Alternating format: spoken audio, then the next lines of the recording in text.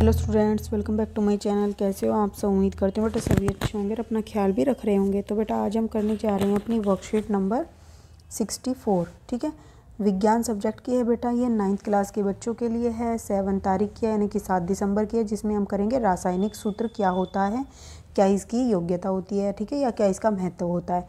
तो देखो, ज्ञान पूछ रहा है, जिज्ञासा दीदी हम किसी रसायन यौगिक के रासायनिक सूत्र किस प्रकार लिखते हैं। तो वो बताती है, ज्ञान किसी यौगिक का रासायनिक सूत्र उसके संघटकों का प्रतीकात्मक निरूपण होता है। अब इसका मतलब क्या है कि किसी के रासायनिक सूत्र को देख के हम ये बता सकते हैं कि उसमें क्या कौन कौन से तत्व मिले हैं, या कौन कौन से क्या नाम है इसमें परमाणु या आयन, मतलब किससे मिलकर ये बना हुआ, ये हम बता सकते हैं। इसे लिखने के लिए हमें उसके संघटकों यानी कि परमाणु आयन के प्रतीक और संयोजकता जाननी आवश्यक होती है। एक रासायनिक सूत्र हमें उसमें उपस्थित तत्वों के साथ उन तत्वों के परमाणु और आयनों की संख्या भी बताता है कि उस तत्व में कितने परमाणु हैं या कितने आयन हैं। ठीक है, देखो बेटा कैसे लिखते हैं इसको, पहले लिखने का तरीका जानते हैं। तो रासायनिक सूत्र लिखने के चरण, यौगिक को बनाने वाले सभी संघटक तत्वों के प्रतीक लिखिए। तो सबसे पहले बेटा तत्वों के तत्व प्रतीक लिखेंगे, यानी कि हाइड्रोजन सल्फाइड का सूत्र बनाना है तो बेटा हाइड्रोजन है उसमें और एक क्या है, सल्फाइड है। ठीक है, प्रत्येक तत्व की संयोजकता उसके प्रतीक के नीचे लिखिए। फिर बेटा हमें संयोजकता लिखनी होती है। तो संयोजकता हमें कहाँ से पता चलेगी बेटा, हमने वो बहुत बड़ी टेबल सी की थी कल अपनी मतलब कि वर्कशीट में लास्ट वाली में, जिसमें हमने जाना था 18 तत्वों के बारे में। ठीक है, और उसकी वैलेंसी कितनी थी, आउटर मोस्ट सेल में कितने थे, ये सब जाना था, वहीं से हमें पता चलेगा। ठीक है, उस टेबल को याद कर लेना। उसके बाद बेटा जो संयोजकता इसकी 1 है और इसकी कितनी है, 2 है, तो क्या बन जाएगा, इसको हम फिर क्या करेंगे, अब संयोजक परमाणुओं की संयोजकताएं दोनों तत्वों के साथ क्रॉस कर दीजिए। तो इसको हम इसके साथ क्रॉस कर देंगे और इसको इसके साथ। तो ऐसा करने से क्या होएगा बेटा, हाइड्रोजन के तो कितना हो जाएगा 2 और सल्फर पर कितना आएगा 1। 1 को हम लिखते नहीं, तो ये हमारा फॉर्मूला बन गया H2S। ठीक है, ये हमारा बन गया हाइड्रोजन सल्फाइड। इसका क्या मतलब हुआ कि यहाँ पर हाइड्रोजन के 2 तत्व ने मिलकर सल्फाइड के एक तत्व के साथ क्या किया, अभिक्रिया की अपने आप को स्टेबल करने के लिए। ठीक है, ये वैलेंसी हमें यही बताती है कि हमें कितने तत्व लेने पड़े, कितनी संख्या में लेना पड़ेगा कोई तत्व। ठीक है, जैसे अब ये सोचो कि आपके हैंड्स हैं, ठीक है, तो आपके हैंड्स कितने हैं, 2 हैं, 2 आपके हैंड्स हो गए। और आपको क्या करना है बेटा, आपको जो गाय है, मान लो गाय के 4 पैर पकड़ने हैं, तो एक व्यक्ति कितने पकड़ सकता है, 2 ही पकड़ सकता है। तो कितने व्यक्ति चाहिएंगे, 2 व्यक्ति चाहिएंगे। तो दोनों व्यक्तियों के 2-2 हाथ मिलकर 4 हो जाएंगे, तो चारों पैरों को पकड़ लेंगे गाय के। इस तरीके से ये आपको समझना है कि हमें ये पता चल जाता है वैलेंसी से कि कितने तत्वों की संख्या होनी चाहिए दूसरे तत्व के साथ अभिक्रिया करने के लिए। ठीक है, अब दूसरे तत्व की संयोजकता को पहले तत्व तथा पहले तत्व की संयोजकता को दूसरे तत्व के नीचे लिखिए। तो बेटा देखो, हम क्या करते हैं, H2S, तो जो ये संयोजकता है दूसरे तत्व की हमने पहले के नीचे लिख दी और पहले वाले के नीचे दूसरे वाले के नीचे पहले वाले की लिख दी, जो कि हम दिखाते नहीं है, एक को तो हम दिखाते नहीं है लिखकर। ठीक है, उसके बाद बेटा लिखने का तरीका क्या है, रासायनिक सूत्र लिखने का नियम। तो आयनों की संयोजकताएं अथवा आवेश हमेशा संतुलित होने चाहिए। तो जो आयन हैं बेटा उनकी संयोजकताएं और उसके आवेश क्या है, हमेशा संतुलित होने चाहिए। ठीक है, जैसे कि ये कैल्शियम है, उसका आवेश भी 2+ है, संयोजकता भी 2+ है, ऑक्सीजन की भी 2+, 2- है और उसकी भी। ठीक है, या तो आवेश या संयोजकता कुछ भी हो, किसी की संयोजकता हो चाहे आवेश हो, वो क्या है, आपस में एक दूसरे से बैलेंस, यानी कि जैसे कि कैल्शियम की यहाँ पर 2 है और प्लस के 2 है और यहाँ पर ऑक्सीजन के माइनस के 2 है, तो दोनों आपस में क्या हो गई, कैंसिल कर दिया एक दूसरे को, तो बैलेंस हो गई। ठीक है, अब धातु का प्रतीक हमेशा पहले लिखा जाता है। तो धातु का प्रतीक हमेशा पहले उल्टी तरफ लिखा जाता है। यहाँ पर देखो बेटा, ये मैग्नीशियम एक धातु है और क्लोरीन क्या है, क्लोराइड क्या है बेटा, एक अधातु। तो हम पहले क्या लिखते हैं, मैग्नीशियम, फिर हम लिखते हैं क्लोराइड। ठीक है, तो इस तरीके से पहले धातु का वो लिखा जाता है प्रतीक, फिर बाकी का। अब बेटा नेक्स्ट क्या है, बहुपरमाणुक आयनों के उपस्थित होने पर उन्हें कोष्टक में लिखकर संयोजकता को उनके नीचे लिखिए। तो बहुपरमाणुक आयनों के उपस्थित होने पर, जैसे कि बेटा आप यहाँ पर देखो, ये NH4 है, ये क्या है NH4 बेटा, क्या है, बहुपरमाणुक, यानी कि ये सोडियम का परमाणु है, नाइट्रोजन का परमाणु है और ये हाइड्रोजन का है। तो ये अलग अलग परमाणुओं ने मिलकर एक आयन बनाया, तो इसको बोलते हैं बहुपरमाणु। ठीक है, अब ये क्या करेगा, ये बहुपरमाणु फिर से रिएक्शन करेगा एक दूसरे परमाणु के साथ, बहुपरमाणु के साथ, और हमें जो मिलेगा वो हमारा क्या हो जाएगा, यौगिक हो जाएगा। ठीक है, आयन, और ये होगा आयनिक यौगिक क्योंकि आयनों से मिलकर बना है। तो अब इसको एग्जाम्पल से समझ लेते हैं एक बार। हाइड्रोजन सल्फाइड, तो हाइड्रोजन की वैलेंस पहले लिखोगे तत्व प्रतीक हाइड्रोजन, और ये सल्फाइड। हाइड्रोजन की बेटा वैलेंसी एक होती है, उसमें एक इलेक्ट्रॉन होता है आउटर मोस्ट सेल में, बाह्य कोश में। सल्फाइड में बेटा कितने होते हैं, सल्फाइड की 2 होती है। ठीक है, अब 2 होती है तो हम इसको इससे क्रॉस कर देंगे, इसको इससे, तो क्या बन गया H2S। ठीक है, इसी तरीके से कार्बन डाइऑक्साइड बनाई हुई है, कार्बन है 4 इसमें होते हैं बाह्य कोश में, और इसमें 2 होते हैं, यानी कि इसको 2 की ज़रूरत होती है और इसके पास 4 होते हैं। ठीक है, तो क्या करेंगे, आपस में रिएक्शन करके ये बना देंगे C2O4। अब तुम देख रहे होंगे ये 2 जो है 4 को काट सकता है, तो हम इसको नीचे नीचे से काट देंगे तो क्या मिलेगा, 2 एकम 2, 2 दूनी 4, यानी कि CO2। ठीक है, हम ऐसे सरल फॉर्म में लिखते हैं इसको। फिर बेटा देखो नेक्स्ट क्या, हाइड्रोजन क्लोराइड। तो हाइड्रोजन क्लोराइड इसमें भी एक होता है, इसमें भी, तो ये आपस में मिलके तो HCl ही बना देंगे। इसको हम हाइड्रोजन क्लोराइड भी बोलते हैं और हाइड्रोक्लोरिक अम्ल भी बोलते हैं। ऐसे ही मैग्नीशियम का सूत्र बनेगा बेटा मैग्नीशियम क्लोराइड का। ठीक है, MgCl2। ठीक है, ऐसे ही कैल्शियम ऑक्साइड का। कैल्शियम ऑक्साइड में एक और बात है बेटा कि यहाँ पर कैल्शियम के 2 हुए और ऑक्सीजन के भी 2 हुए। अब फिर से एक दूसरे को काट के हमें क्या दे सकते हैं, कैल्शियम ऑक्साइड। ये भी कैल्शियम ऑक्साइड है, लेकिन ये 2 एक दूसरे को कट कर देंगे, हम सिंपल फॉर्म में ऐसे लिख सकते हैं। ठीक है, अब बेटा देखो यहाँ पर आयनिक यौगिक का सूत्र कैसे होता है, तो सोडियम कार्बोनेट का सूत्र, यहाँ पर सोडियम है, ये कार्बोनेट है। ठीक है, अब सोडियम का जो बेटा यहाँ पर क्या है, 1 होती है संयोजकता, और कार्बोनेट की क्या होती है, 2।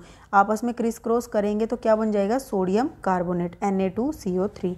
ऐसे ही एल्यूमिनियम सल्फेट, एल्यूमिनियम की +3 होती है, और सल्फर की, यहाँ पर देखो बेटा कैसे निकाल सकते हो आप इसको सल्फर की, तो बेटा ये क्या करेंगे, एल्यूमिनियम के 3 हिस्से करेंगे क्रिस क्रॉस होके, और ये इससे, तो क्या बनेगा Al2 और SO4। बेटा यहाँ पर क्या करोगे, आप यहाँ पर ब्रैकेट लगा दोगे। ठीक है, क्योंकि ये इसके अंदर का बहुपरमाणुक है और हमें बाहर की जो दिखानी है यहाँ पर ये संयोजकता नीचे ये अलग से दिखानी है, ऐसा नहीं है 4 को 3 से गुना कर देंगे। ठीक है, Al2SO43, ये गलत हो जाएगा, 43 हो जाएगा, ये नहीं है, इसलिए हम इसको ब्रैकेट में करके इसका करते हैं, पूरे का ये है 3। ठीक है, सिर्फ एक का नहीं है।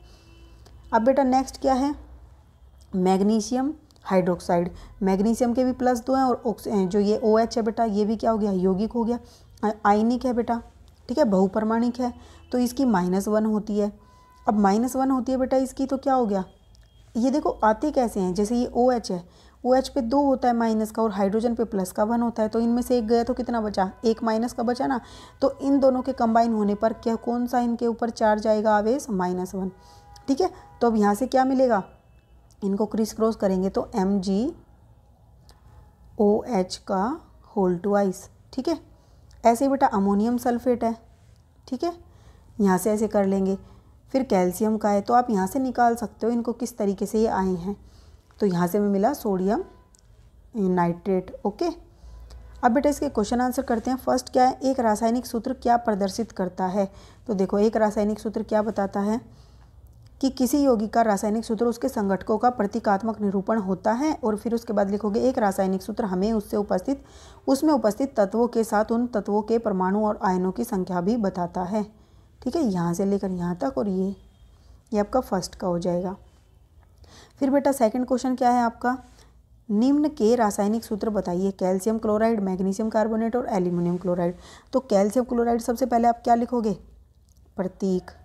ठीक है, तो प्रतीक क्या है बेटा कैल्शियम का, ये है, क्लोराइड का बेटा ये है। फिर इसकी संयोजकता क्या है, संयोजकता लिखोगे, तो जो संयोजकता है बेटा कैल्शियम की वो कितनी है, 2+ है, और क्लोराइड की 1 है, 1- है। अब इनको क्रिस क्रॉस कर दो तो क्या बनेगा, आपका सूत्र आ जाएगा, सूत्र आएगा आपका CaCl2। ठीक है, ये बन जाएगा आपका कैल्शियम क्लोराइड। फिर बेटा मैग्नीशियम कार्बोनेट है, तो मैग्नीशियम कार्बोनेट में भी क्या करना है, प्रतीक लिखोगे पहले, फिर संयोजकता। ठीक है, तो प्रतीक क्या है बेटा, क्या नाम है इसका, मैग्नीशियम का Mg है, कार्बोनेट का CO3 है। ठीक है, इस पर बेटा क्या है, 2 है आवेश, और इस पर क्या है बेटा, मैग्नीशियम पर 2 के प्लस है और इस पर माइनस के। तो यहाँ से जो सूत्र बनेगा बेटा वो क्या बनेगा, MgCO3, ठीक है। ये एक दूसरे को क्या कर देंगे, बैलेंस। हम चाहे तो इसको यहाँ पर ऐसे भी कर सकते हैं, लेकिन ये फिर 2 से कैंसिल होकर हम दोबारा से इसको क्या कर सकते हैं, MgCO3, ठीक है। ये मैग्नीशियम कार्बोनेट। फिर बनाना है बेटा एल्यूमिनियम क्लोराइड का। तो देखो प्रतीक, संयोजकता, संयोजकता, तो ये प्रतीक क्या है बेटा, एल्यूमिनियम, ठीक है, और क्लोराइड है। एल्यूमिनियम पे कितना होता है बेटा, 3 होता है प्लस के, क्लोराइड पर 1 होता है। इसको क्रिस क्रॉस करो, माइनस के होता है। सूत्र क्या आ जाएगा बेटा, सूत्र आएगा आपका AlCl3, ठीक है, ये बन जाएगा। अब बेटा नेक्स्ट क्वेश्चन क्या है हमारा, नेक्स्ट है निम्न तत्वों से बनने वाले रासायनिक सूत्र लिखिए, नाइट्रोजन एंड हाइड्रोजन। तो बेटा देखो नाइट्रोजन और हाइड्रोजन से मिलकर क्या बनता है, NH3, ठीक है, जिसको क्या बोलते हैं, अमोनिया। ओके, फिर बेटा बोला है नाइट्रोजन और ऑक्सीजन, नाइट्रोजन और ऑक्सीजन। तो बेटा इससे नाइट्रोजन और ऑक्सीजन से NO2 बनती है, नाइट्रोजन डाइऑक्साइड, ठीक है, डाइऑक्साइड। और क्या बनता है बेटा इससे, N2O, nitrous oxide, nitrous oxide. Okay, तुम्हें दिख नहीं रहा होगा। फिर बेटा इससे क्या बनता है, एक और बनता है NO, ये क्या होता है, nitrous monoxide, nitrous monoxide.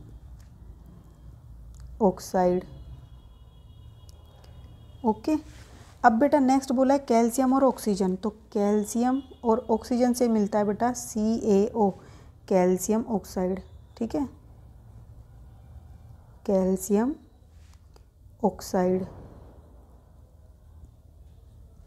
Okay, अब बेटा हम नेक्स्ट क्वेश्चन करेंगे अपना। नेक्स्ट क्या बोला हुआ है, धनावेशित और ऋणावेशित आयनों के दो दो उदाहरण लिखिए। तो देखो फर्स्ट क्या है, धनावेशित हाइड्रोजन। फिर क्या है बेटा, एक Na+ को कितने भी लिख सकते हैं हम, ठीक है, पर मैं आपको ये लिख के दिखा रही हूँ। अब हमें नेगेटिव में भी लिख के दिखाने हैं, ये ऋणात्मक लिखना है, ये धनात्मक थे। ऋणात्मक में होता है बेटा एक ये क्लोराइड, ठीक है। फिर बेटा हमें लिखना होता है, दूसरा भी पूछा गया तो हम ये लिखेंगे, ये होता है ऑक्साइड, ठीक है, क्या होती है, ऑक्साइड। ओके, तो ये हमारे हो गए बेटा धनात्मक, आप लिख लेना धनात्मक, और ये ऋणात्मक आयन, ठीक है, धनात्मक आयन और ऋणात्मक आयन। तो ये थी बेटा आपकी आज की वर्कशीट। उम्मीद करती हूँ आपको अच्छे से समझ आ गई होगी। फिर भी कोई डाउट हो तो कमेंट बॉक्स में पूछ लेना। इस वीडियो में इतना ही। अपना नेक्स्ट टॉपिक हम अपनी नेक्स्ट वीडियो में करेंगे। तब तक के लिए ऐसे हंसते रहिए, मुस्कुराते रहिए, पढ़ते रहिए और आगे बढ़ते रहिए। Thank you.